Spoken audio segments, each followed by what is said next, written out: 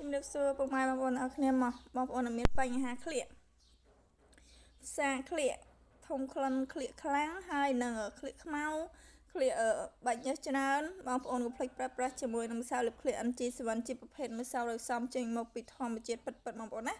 មានរូបមន្តដូចជាម្សៅទឹកដោះគោម្សៅផ្កាឡាវ៉ាន់ឌឺម្សៅគុយខ្យងហើយនឹងសាច់ជូរត្រឹមតែ 15% ទេជាប្រភេទម្សៅដែលងាយស្រួលលាបហើយជាម្សៅដែលមានជួយបញ្ហាក្លៀកបងប្អូនគ្រប់បញ្ហាតែម្ដងមិនថាដំពងមិនថាក្លៀកខ្មៅក្លៀកលក្ខណៈថាផ្សាក្លៀកញើសច្រើនធំក្លិនអីបងប្អូនណាកុំភ្លេចប្រើប្រាស់ជាមួយនឹងម្សៅលឹកក្លៀក NG7 ខ្ញុំធានាឲ្យព្រោះអីខ្ញុំអ្នកប្រើផ្ទាល់ពីមុនក្លៀកខ្ញុំក៏ឡើងខ្មៅដែរបងប្អូនណាតែរយៈពេលខ្ញុំប្រើអស់2ខ្លងនេះមានខ្លងតូចនិងខ្លងធំខ្ញុំប្រើអស់ខ្លងតូច2ក្លៀកខ្ញុំប្រែពណ៌ពីពណ៌ខ្មៅមកជាពណ៌សហើយធំក្លិនក្លៀកហ្នឹងក៏បានដែរបងប្អូនណាផ្សាក្លៀកផ្សាអីហ្នឹងក៏លែងមានដែរវាជួយរកបញ្ហាក្លៀកបងប្អូនអរគ្នាបានយ៉ាងល្អជាពិសេសយើងអ្នកធ្វើការងារអ្នករោងចក្រឬក៏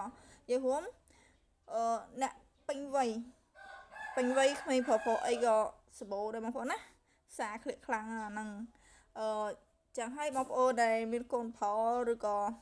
កូនស្រីអីក៏ដោយមិនថាវ័យណាទេបងប្អូនណាអាចប្រើបានទាំងអស់ប្រើបានគ្រប់វ័យគឺធានាឲ្យប្រើតើមានប៉ះពាល់ទេបងប្អូនងាយស្រួលលាបហើយគឺលក្ខណៈថាក្លៀកយើងហ្នឹងសស្មូតតែម្ដងកាន់តែលាបកាន់តែសហើយបងប្អូនណាបងប្អូនមានបញ្ហាក្លៀក